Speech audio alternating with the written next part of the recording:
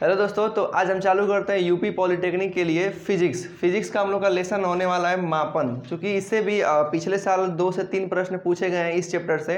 तो आइए इस चैप्टर को समझते हैं और मापन अर्थात मेजरमेंट से संबंधित जितने भी पद्धतियां हैं उनको हम देखेंगे, और साथ ही साथ इस प्रकार इस चैप्टर से कितने प्रश्न पूछे गए हैं पिछले साल उनको भी हम देखने वाले हैं। अगर आप यूपी पॉलिटेक्निक के एंट्रेंस एग्जाम की तैयारी कर रहे हैं तो आपके लिए ये वीडियो है, आप इसको पूरे अच्छे तरीके से देख लीजिएगा। चलिए शुरू करते हैं। मापन किसे कहते हैं? जैसे मान लीजिए कि भौतिक विज्ञान में किसी भौतिक राशि को, विभिन्न भौतिक राशियों को मापने के लिए आवश्यकता होती है, तो उसी को हम मापन कहते हैं। अर्थात जब मापेंगे तो उसको मात्रक की आवश्यकता होगी। तो मापने के लिए जो मात्रक की आवश्यकता होती है वो 3 प्रकार के होते हैं। एक को बोलते हैं मूल मात्रक, पूरक मात्रक और व्युत्पन्न मात्रक। तो पूछता है कि मात्रक की कुल कितने प्रकार हैं? तो मात्रक के कुल 3 प्रकार हैं, जिनको कहते हैं मूल मात्रक, पूरक मात्रक और व्युत्पन्न मात्रक। अब देखिए मूल मात्रक किसे कहते हैं? तो मूल मात्रकों की संख्या 7 होती है, 1 2 3 4 5 6 7। इन मूल मात्रकों को हम 7 प्रकार से कहते हैं, ठीक है।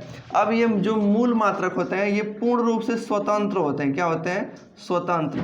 ये किसी भी मात्रकों पर निर्भर नहीं करते हैं। जैसे अब देखा जाए कि मूल मात्रक क्या होते हैं, तो मूल मात्रक में लंबाई, द्रव्यमान, ताप, समय, विद्युत धारा, ज्योति तीव्रता और पदार्थ की मात्रा, ये 7 हमारे मूल मात्रक होते हैं। अब इन मूल मात्रकों को मापने के लिए जो मात्रक उपयोग करते हैं, जैसे अब मूल मात्रक लंबाई को नापते हैं मीटर में, और इसकी ये बीमा लिखा गया है, बीमा, लंबाई का बीमा यल होता है मीटर।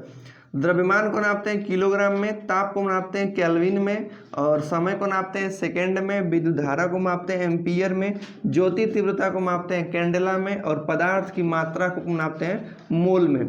कुछ इस प्रकार से ये 7 बीमाएँ होती हैं, 7 राशियाँ होती हैं मूल मात्रक के। ये 7 राशियाँ मूल राशि है, ये इनके मात्रक हैं।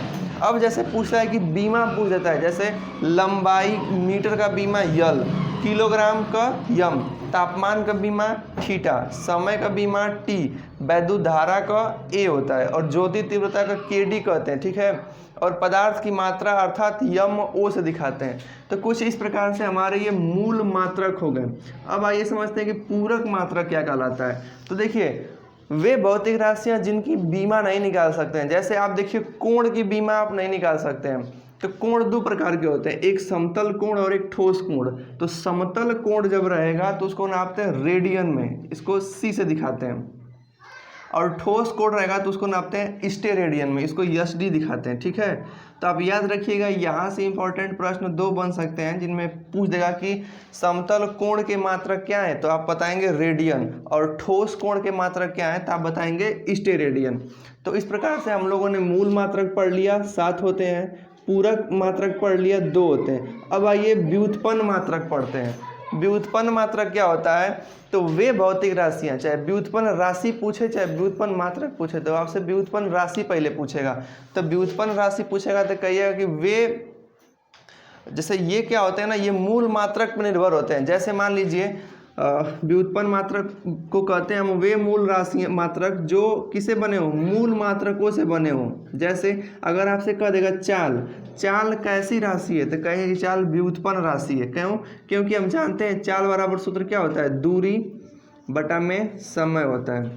तो दूरी का मात्रक क्या होता है, मीटर, और समय का मात्रक क्या होता है, सेकेंड। तो ये मीटर प्रति सेकेंड से ही मिलके बना है, अर्थात ये किस पे है, ये हमारे व्युत्पन्न मात्रक पे निर्भर है।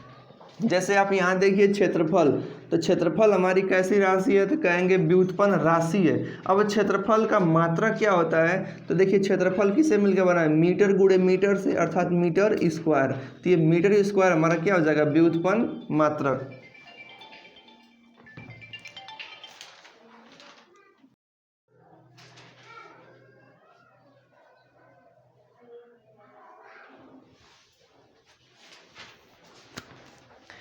तो इस प्रकार से हमारे व्युत्पन्न मात्रक क्या होते हैं, तो व्युत्पन्न मात्रकों की संख्या हम अनगिनत कह सकते हैं। क्योंकि जितने भी आप फिजिक्स में सूत्र पढ़ते हैं, अगर इसको छोड़ के और पूरक और समपूरक को छोड़ के, मतलब कि रेडियन और स्टेरेडियन को छोड़ के जितने भी आपके फार्मूले बनते हैं वो सभी हमारे व्युत्पन्न मात्रक कहलाते हैं। जैसे मान लीजिए अगर पूछेगा दाब कैसा राशि है, तो दाब हमारा एक व्युत्पन्न राशि है। क्यों? क्योंकि दाब किससे मिलकर बना है? न्यूटन और मीटर से, न्यूटन प्रति मीटर स्क्वायर। तो न्यूटन किससे मिलकर बना होता है? तो किलोग्राम मीटर पर सेकेंड स्क्वायर बटा में ये हो जाएगा मीटर स्क्वायर। तो आप देखिए किलोग्राम, तो कहे किलोग्राम भी हमारा कैसी राशि है? मूल राशि है। मीटर भी मूल राशि है, सेकेंड भी मूल राशि है। अर्थात ये सब हम देख रहे हैं कि ये सब मूल राशियों से ही मिलके हमारे बने हुए हैं। ठीक है, तो जितने भी आप फॉर्मूले पढ़ेंगे, बल, वेग, विस्थापन, त्वरण, सब कुछ वो हमारा क्या हो जाएगा? व्युत्पन्न राशि। और उस राशि का जो मात्रक होगा हमारा व्युत्पन्न मात्रक कहलाएगा। अब आइए जानते हैं कि मात्रकों को मापने के लिए बहुत सारी पद्धतियां हैं, जिनमें हम 3 को देखेंगे। वास्तव में 4 होते हैं लेकिन वो मिल के 3 बन जाते हैं। जैसे एक होता है सीजीएस पद्धति, एक होता है एमकेएस पद्धति और एक होता है एफपीएस पद्धति। अर्थात सीजीएस का मतलब सेंटीमीटर ग्राम सेकेंड, इसका मतलब हो जाएगा, इसका मतलब ये हो जाएगा सेंटीमीटर ग्राम सेकेंड, इसका हो जाएगा मीटर किलोग्राम सेकेंड, इसका हो जाएगा फुट, इसका हो जाएगा आपका एफ से फुट, पी से पाउंड, एस से सेकेंड।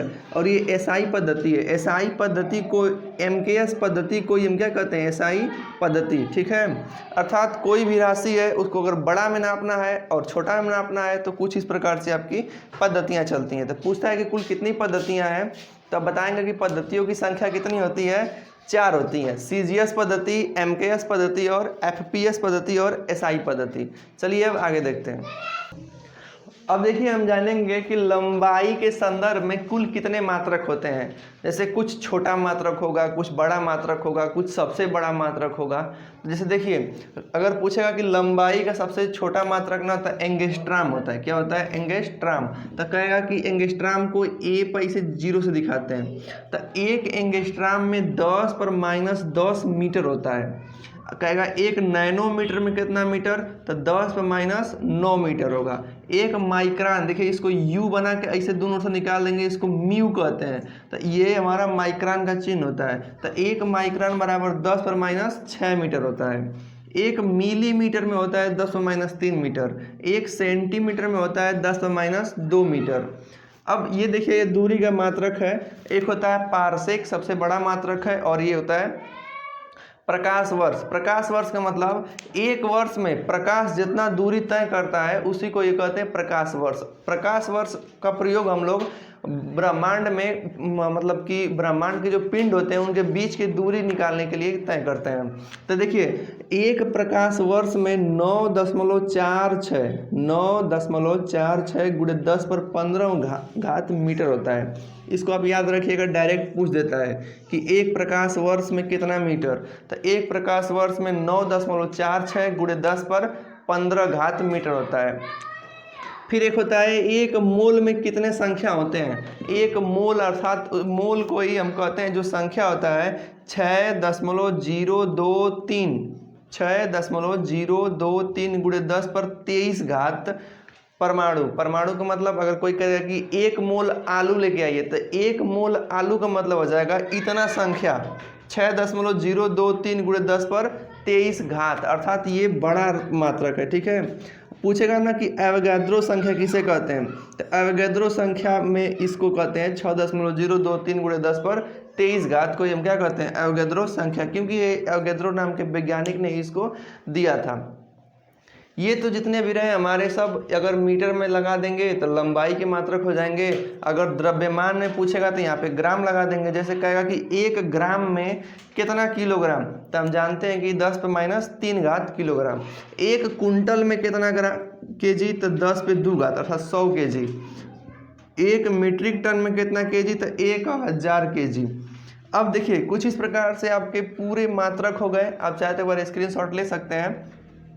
इसमें पूरे मापन से संबंधित जितने भी मेजरमेंट हैं और आपके पेपर में इससे पिछले साल में जितने भी पूछे गए हैं उन सबको मैंने बता दिया है। चलिए आइए एक प्रश्न इसको हल करते हैं। दिया गया है कि 2 मिनट को माइक्रो सेकेंड में बदलो। किस में बदलो? माइक्रो सेकेंड में। अब ये कैसे बदलेगा आइए आपको बताते हैं।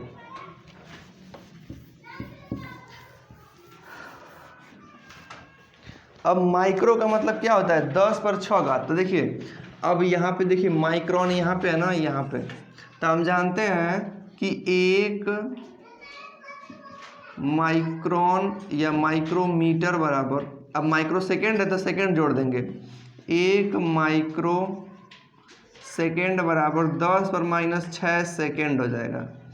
अब आप कहेंगे कि आप यहाँ मीटर लिखे हैं, यहाँ सेकेंड क्यों? तो देखिए मीटर लिखने का तात्पर्य ये है ना कि ये लंबाई को प्रदर्शित कर रहा है। अगर यहाँ ग्राम लिखेंगे तो इसका मतलब कि ये द्रव्यमान को दिखाएगा, अगर यहाँ सेकेंड लिखेंगे इसका मतलब समय को दिखाएगा। चूँकि हमको समय में ही रहना है इसलिए यहाँ पे सेकेंड लिखे हैं। तो इसी को हम उलट के भी लिख सकते हैं ऐसे कि 1 सेकेंड में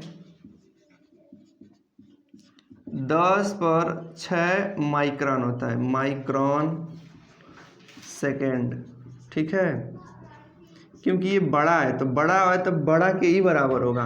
तो अब इसको आप याद रखिएगा, 1 सेकेंड में 10 पे 6 माइक्रोन सेकेंड। तो आपसे कितना पूछा है 2 मिनट, तब मिनट को बदल देंगे सेकेंड में, अब इसमें गुणा कर देंगे। जैसे हम जानते हैं कि 1 मिनट में 60 सेकेंड होता है। तो आपके सवाल में क्या दिया है 2 मिनट, तो यहाँ पे 2 से क्या कर देंगे गुणा कर देंगे, तो 2 गुणे 60 का मतलब 120 सेकेंड हो गया। अब देखिए 1 सेकेंड में 10 पे 6 घात माइक्रोन सेकेंड, तो 120 सेकेंड में कितना होगा, बस गुणा कर दीजिएगा, तो 120 गुणे 10 पर 6 घात माइक्रोन। अब जब आप इसको आंसर खोजेंगे माइक्रो सेकेंड से माइक्रोन सेकेंड, तो ये आपको विकल्प में नहीं देगा, क्योंकि कभी भी इन पद्धतियों को लिखते हैं तो वैज्ञानिक संकेतन के रूप में लिखते हैं। वैज्ञानिक संकेतन में मतलब ये होता है ना कि मान लीजिए अगर कोई संख्या ABC लिखे हैं, वैज्ञानिक संकेतन में लिखने का मतलब ये होता है कि एक अंक छोड़ के दशमलव लगा होना चाहिए। देखिए इसको भी बदलिए, एक अंक छोड़ के दशमलव, तो 120 है, दशमलव यहाँ है तो इसको उठा के इधर लेके आना है। तो हम आप पढ़े होंगे अपने क्लास में कि जब लेफ्ट की तरफ आता है तो 10 पे घातें जुड़ जाती हैं। तो देखिए 1 2 अंक आगे आया तो 1.20 हो जाएगा और 10 पे कितना घात हो जाएगा 2 घात, और ये 6 हो जाएगा, ठीक है। तो इसको क्या लिख सकते हैं 1.2। अब देखिए आधार समान है तो घात जुड़ जाएगा, 6 2 कितना हो जाएगा 8। तो आपसे जब भी आपको विकल्प में ये देगा कि 1.2 गुणे 10 पर 8 घात माइक्रो सेकेंड, माइक्रो सेकेंड। तो इसी प्रकार से ये देखिए आपका पॉलिटेक्निक 2016 में आया हुआ प्रश्न है, तो इसलिए मैं इसको सॉल्व करवाया हूँ। आप इस प्रकार से सॉल्व कर सकते हैं। जब भी कोई भी मात्रक में बदलने के लिए कहेगा तो ये पैमाना आपको याद होना चाहिए। एंगस्ट्राम, 1 एंगस्ट्राम में 10⁻10 मीटर, 1 नैनोमीटर में 10⁻10 9 मीटर, 1 माइक्रोन में 10⁻6, 1 मिली में 10⁻3, 1 सेंटी में 10⁻2 मीटर। कुछ इस प्रकार से अगर आपको याद है तो आप अपने मात्रकों को बदल सकते हैं एक पद्धति से दूसरे पद्धति में। मैंने छोटा मात्रक दे देगा तो बड़े में बदल सकते हैं, बड़ा मात्रक दे देगा तो छोटे में बदल सकते हैं, ठीक है। तो आज की वीडियो में बस इतना ही। इस प्रकार से ये पूरा चैप्टर आपका कंप्लीट होता है। इसमें यही सब पढ़ना था हम लोग को।